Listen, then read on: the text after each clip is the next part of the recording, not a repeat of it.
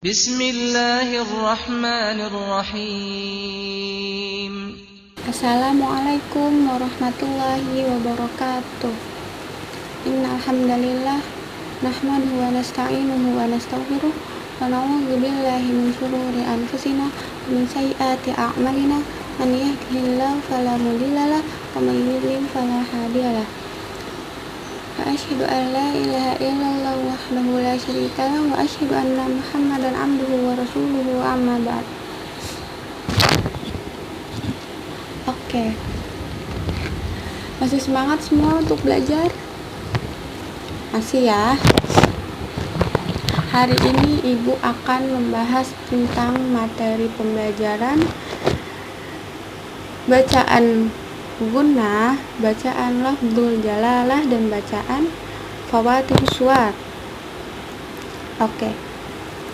Kita bahas satu-satu tentang pengertian gunnah. Apa sih gunnah tuh? Ya, kalian suka bertanya-tanya kan?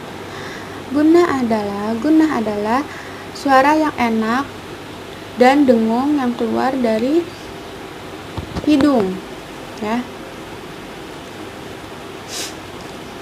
Gunnah ini juga mempunyai makhraj, yaitu al-khayshum, lubang hidung, ya.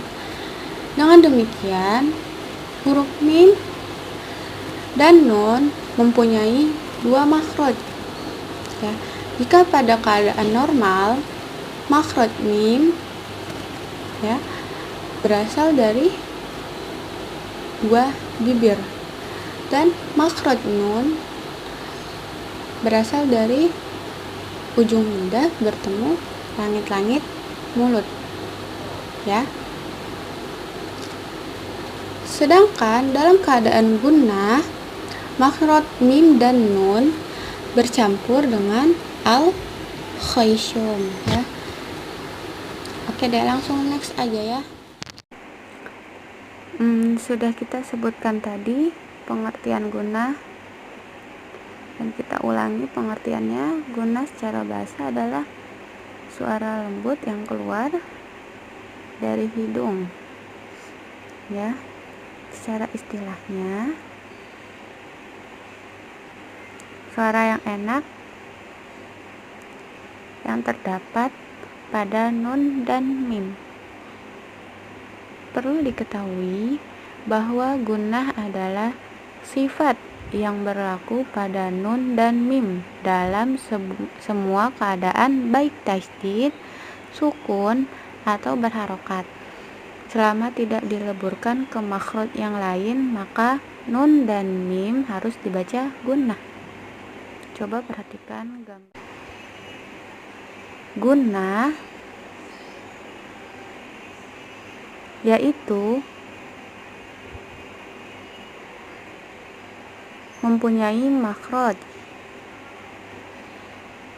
yang bernama al-khayshum, yang artinya lubang hidung. Dengan demikian, mim dan nun mempunyai dua makhraj. Dalam keadaan normal, makhraj mim adalah dua bibir, dan makhraj nun adalah ujung lidah bertemu langit-langit mulut. Sedangkan dalam keadaan gunnah, makhraj mim dan nun bercampur dengan al-khayshum. Gambar sebelumnya terdapat juga ketika kita melafalkan hukum gunnah, maka ada aliran udara yang keluar dari hidung. Nun dan mim bertasydid dibaca gunnah, baik tasydid langsung maupun tasydid karena idgham seperti di alif lam syamsiyah dan idgham mislain. Untuk membuktikan gunnah, silakan tekan hidung kalian. Apabila ada getaran berarti ada gunnah. Dapat kita simpulkan bahwa gunnah itu bukan mim dan nun yang bertasydid saja. Pernyataan itu kurang tepat. Coba buka kitab Al-Jazariyah dan As-Salabilu Syafi'i. Di sana ada keterangan yang menyebutkan hal tersebut. Pembagian gunnah. Hukum gunnah dibagi ke dalam 4 tingkatan, yaitu akmal, kamilah, naqisah, dan anqos. Yang pertama, akmal, yaitu gunnah pada nun dan mim ketika tasydid dan idgham. Ketika melafalkan gunnah pada tingkatan ini, gunnahnya sangat jelas, dipanjangkan 2 atau 3 harokat. Nun dan mim bertasydid dibaca gunnah, baik tasydid langsung maupun tasydid karena idgham seperti di alif lam syamsiyah dan idgham mislain. Contoh nun bertasydid. Inna, fihinna, malikin nas, min nasirin. Oke, contoh mim bertasydid. Summa, Muhammadun, tuhammilna, lahumma. Contoh idgham bi gunnah. Man yaqulu adzabum muqimun. Contoh idgham mislain. Wa amanahum min, wa khalaqa lakum ma fil ardi. Yang kedua, kamilah, yaitu gunnah pada nun dan mim ketika ikhfa. Dalam tajwid terdiri dari 3, yaitu ikhfa hakiki, iklab, dan ikhfa syafawi. Contoh ikhfa hakiki, man thaqulat fasabarun jamilun. Contoh iklab, sami'an basiron, min baini yadaihi. Contoh ikhfa syafawi, wa ma hum bimu'minin, wa man ya'tasim billah.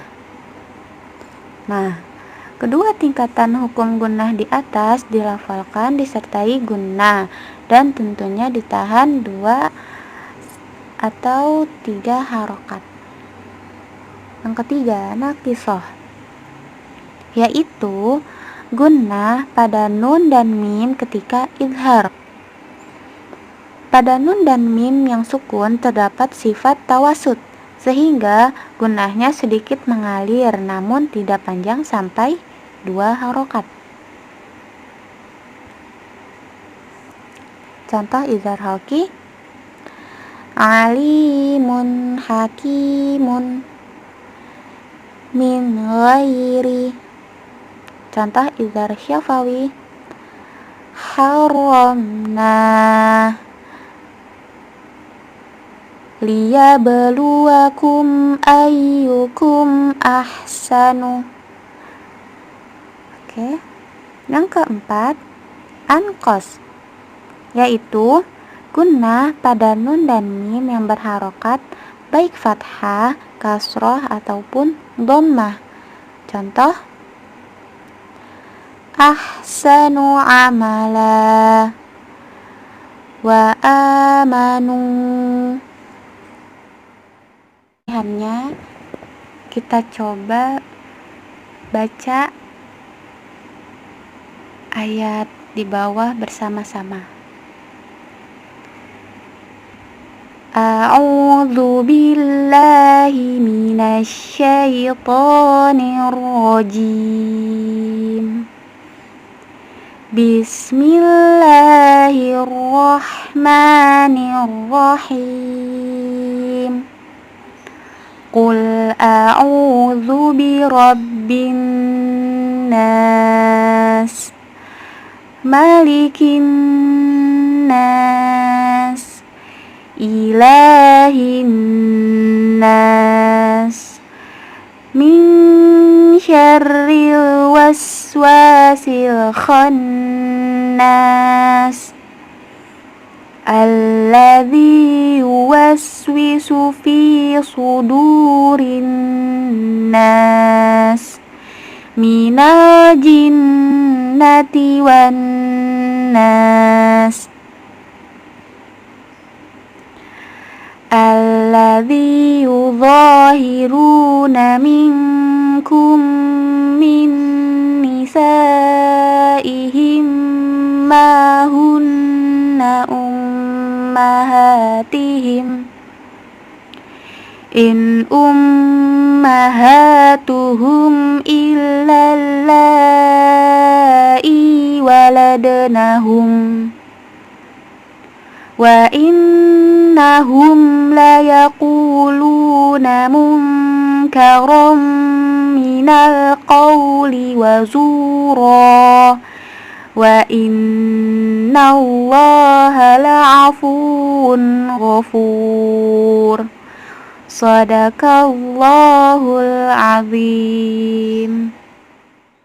Oke, kita lanjut ke pengertian lafzul jalalah atau biasa kita kenal lafaz Allah atau juga lam jalalah ya. Secara bahasa, lafaz jalalah ini terdiri dari dua kata ya, yaitu lafaz artinya kata atau ucapan, sedangkan jalalah artinya yang diagungkan. Jika digabungkan menjadi satu, lafzul jalalah ini artinya kata atau ucapan yang diagungkan. Dengan kata lain adalah lafaz Allah ya. Dari pengertian tadi, maka di setiap kata Allah terdapat hukum lafaz jalalah ya. Oke, kita lanjutkan materi selanjutnya. Kita masuk tentang hukum lafzul jalalah atau alif lam jalalah atau lafaz jalalah ya. Yang tadi kita bahas, lafzul jalalah yaitu hukum bacaan lam dalam lafaz Allah. Lam yang mana? Lam yang kedua ya, dalam Al-Quran, yang artinya untuk mengagungkan Allah. Cara membaca lam jalalah ada dua macam. Yang pertama, taglidz atau tafkhim. Secara bahasa artinya tebal.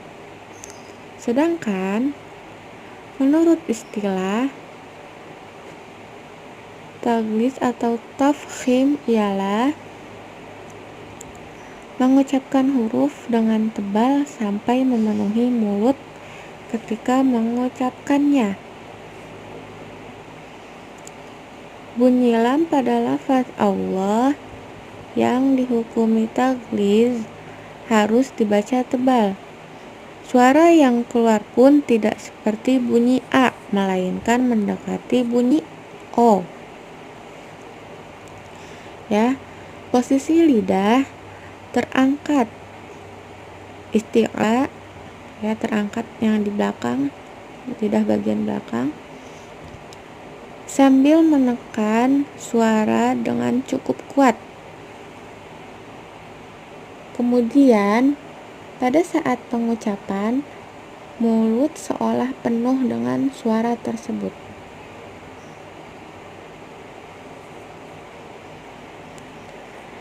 Lam jalalah dibaca tebal manakala lafaz Allah didahului oleh huruf yang berharokat fathah atau dhammah. Di sini ada contoh. Coba kita simak. Dibaca amrullah. Ya. Kenapa bisa dibaca amrullah? Karena sebelum lafaz Allah ada huruf yang berharokat dhammah.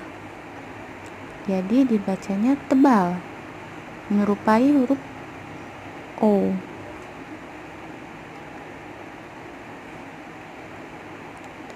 Selanjutnya, yadribullah, innallah, indallah,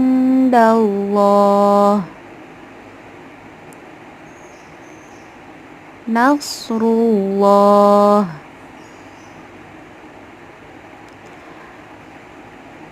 Hukum bacaan selanjutnya yang kedua ialah tarkik. Tarkik artinya tipis.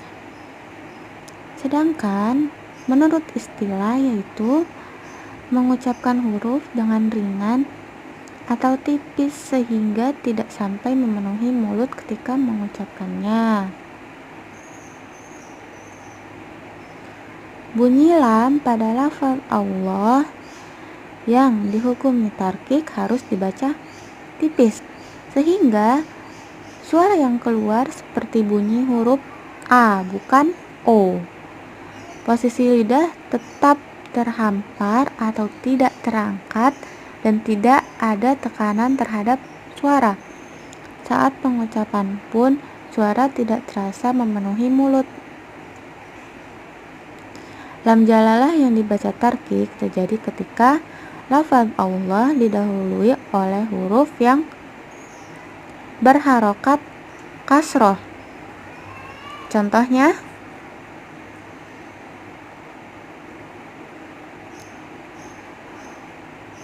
kulillah. Kenapa bisa dibaca kulillah? Karena sebelum lafaz Allah, huruf sebelumnya berharokat kasroh, ya. Selanjutnya, fillah, bismillah, alhamdulillah. Kita memasuki pembahasan tentang fawatihus suwar. Ada yang tahu tentang fawatihus suwar? Oke, sekarang Ibu akan memberitahu apa itu fawatihus suwar. Istilah fawatihus suwar ini sendiri terdiri dari dua kata, yaitu fawatih dan aswar.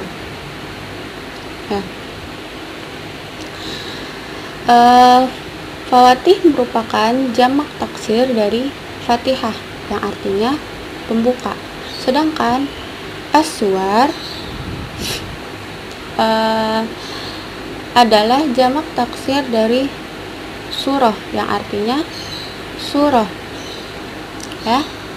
Dan aswar bermakna surah-surah. Dengan demikian, istilah fawatih aswar adalah pembuka surah-surah. Oke, langsung saja kita bahas ke pembahasan selanjutnya tentang fawatih suwar.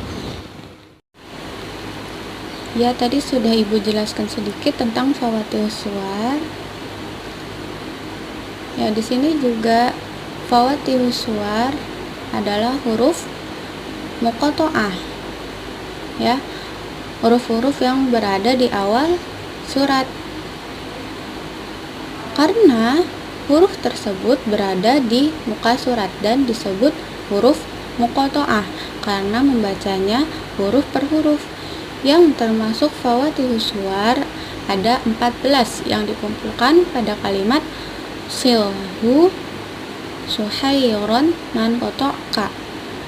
Adapun bentuk redaksi fawatih as-suwar di dalam Al-Quran dapat dijelaskan sebagai berikut. Yang terdiri atas satu huruf terdapat pada 3 tempat. Surat Shad yang diawali huruf Shad, surat Qaf yang diawali huruf Qaf, dan surat Al-Qalam yang diawali huruf Nun. Yang terdiri atas 2 huruf terdapat pada 10 tempat. Surat Al-Mu'min yang diawali huruf Hamim, surat Al-Fusilat yang diawali huruf Ha dan Mim, surat Asy-Syura yang diawali huruf Ha dan Mim, surat Az-Zukhruf yang diawali huruf Ha dan Mim, surat Ad-Dukhan yang diawali huruf Ha dan Mim, surat Al-Jasiyah yang diawali huruf Ha dan Mim, surat Al-Ahqaf yang diawali huruf Ha dan Mim, surat Toha yang diawali huruf To dan Ha, surat An-Naml yang diawali huruf To dan Sin, surat Yasin yang diawali huruf Ya dan Sin.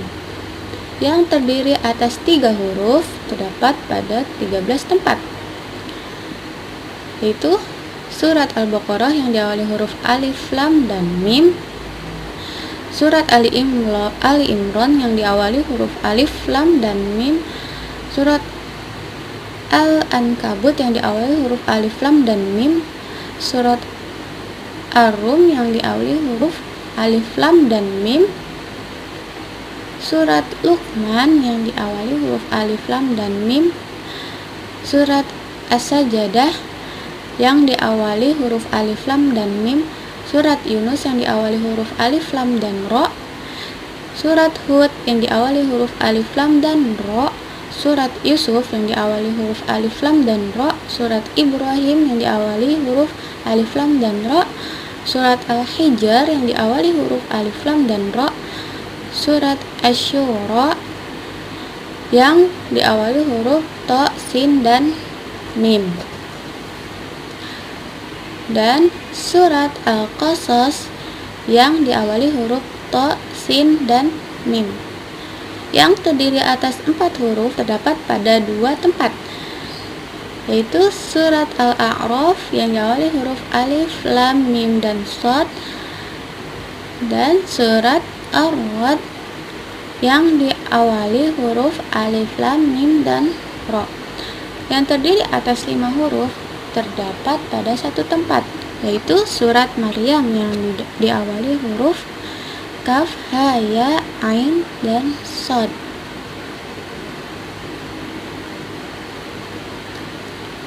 Dalam tinjauan ilmu tajwid, huruf muqatta'ah terbagi menjadi 3 macam. Yang pertama pendek, yaitu pada alif. Yang kedua 2 harokat, yaitu berlaku pada huruf yang bila dilafalkan terdiri dari 2 huruf. Hurufnya ada 5 dan dikumpulkan pada hayyal tohara.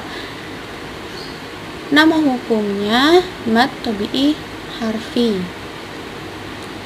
Kelima huruf di atas apabila dilafalkan maka terdiri dari 2 huruf, di mana setelah huruf tersebut terdapat alif mad. Ya, haya, toharo. Yang ketiga 6 harokat, yaitu pada huruf yang bila dilafalkan terdiri dari 3 huruf. Hurufnya ada 8 yang dikumpulkan pada